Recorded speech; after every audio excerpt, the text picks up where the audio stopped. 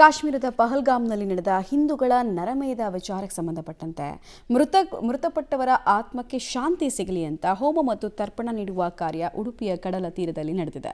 ಬ್ರಹ್ಮಶ್ರೀ ವೇದಮೂರ್ತಿ ವಿದ್ವಾನ್ ಸೂರಲು ತಂತ್ರಿಗಳ ನೇತೃತ್ವದಲ್ಲಿ ಹನುಮಾನ್ ವಿಠೋಬಾ ರುಕುಮಾಯಿ ಮಂದಿರ ಕಡಲ ತೀರದಲ್ಲಿ ಧಾರ್ಮಿಕ ವಿಧಿಗಳು ನೆರವೇರಿತು. ಅಭಿನವ ಭಾರತ ಸೊಸೈಟಿ ಸಂಘಟನೆ ಕಾರ್ಯಕ್ರಮವನ್ನು ಆಯೋಜಿಸಿತ್ತು.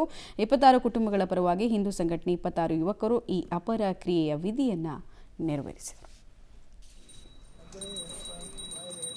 ಕಾಶ್ಮೀರದ ಪಹಲ್ಗಾಮ್ನಲ್ಲಿ ಹಿಂದೂಗಳ ನರಮೇಧ ನಡೆದಿತ್ತು. ಇದಾದ ನಂತರ ಇಡೀ ದೇಶ ಮರುಗಿದೆ. ಸರ್ಕಾರ ಬೇರೆ ಬೇರೆ ರೀತಿಯ ಖಡಕ್ ಕ್ರಮಗಳನ್ನು ಕೈಗೊಳ್ತಾ ಇದೆ. ಅದರ ಜೊತೆಗೆ ಉಡುಪಿಯಲ್ಲಿ ಮಲ್ಪೆಯಲ್ಲಿ ಮಡಿದಂತಹ 26 ಹಿಂದೂಗಳ ಸದ್ಗತಿಗಾಗಿ ಮತ್ತು ಆ ಕುಟುಂಬಕ್ಕೆ ದೇವರ ಶಕ್ತಿ ಸಿಗಲಿ ಅನ್ನುವಂಥ ಹಿನ್ನೆಲೆಯಲ್ಲಿ ಒಂದು ವಿಶಿಷ್ಟವಾದ ಧಾರ್ಮಿಕ ವಿಧಿಯನ್ನು ಮಾಡ್ತಾ ಇದೆ. ನಾವು ಉಡುಪಿ ಮಲ್ಪೆಯ ಹನುಮಾನ್ ವಿಠೋಬಾ ರುಕುಮಾಯಿ ಈ ದೇವಸ್ಥಾನದ ಮುಂಭಾಗದಲ್ಲಿದ್ದೇವೆ. ಇದು ಭಜನಾ ಮಂದಿರ. ಈ ಭಜನಾ ಮಂದಿರದ ಮುಂಭಾಗದಲ್ಲಿ ಅಭಿನವ ಭಾರತ ಸೊಸೈಟಿ ಅವರು ಈ ಕಾರ್ಯಕ್ರಮವನ್ನು ಆಯೋಜನೆ ಮಾಡಿರುವಂಥದ್ದು. ಪಹಲ್ಗಾಮ್ ಹಿಂದೂ ಹತ್ಯಾಕಾಂಡದಲ್ಲಿ ಪ್ರಾಣ ಕೊಡದಂತಹ ಹಿಂದೂ ಕುಟುಂಬಿಗರ ಅವರ ಆ ಕುಟುಂಬದ ಸದ್ಗತಿಗಾಗಿ ಈ ಗೀತಾ ತ್ರಿಷ್ಟುಪ್ ಹೋಮ ಅನ್ನುವಂಥದ್ದನ್ನು ಮಾಡ್ತಾ ಇದ್ದಾರೆ.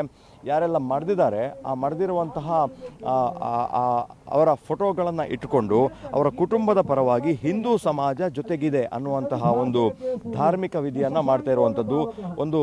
ಹೋಮವನ್ನು ಮಾಡಿ, ಅಂದರೆ ಅವರ ಸದ್ಗತಿಗಾಗಿ ಹೋಮವನ್ನು ಮಾಡಿ ಆ ಕುಟುಂಬದ ಪರವಾಗಿ ಒಬ್ಬೊಬ್ಬ ಯುವಕರು ಆ ಫೋಟೋಗಳನ್ನು ಇಟ್ಟು ಅವರ ಕುಟುಂಬದ ಪರವಾಗಿ ನಾವಿದ್ದೇವೆ ಅನ್ನುವಂತಹ ಹಿನ್ನೆಲೆಯಲ್ಲಿ ಈ ಥರದ ವಿಶಿಷ್ಟವಾದ ಧಾರ್ಮಿಕ ಪ್ರಕ್ರಿಯೆಯನ್ನು ಮಾಡುವಂಥದ್ದು.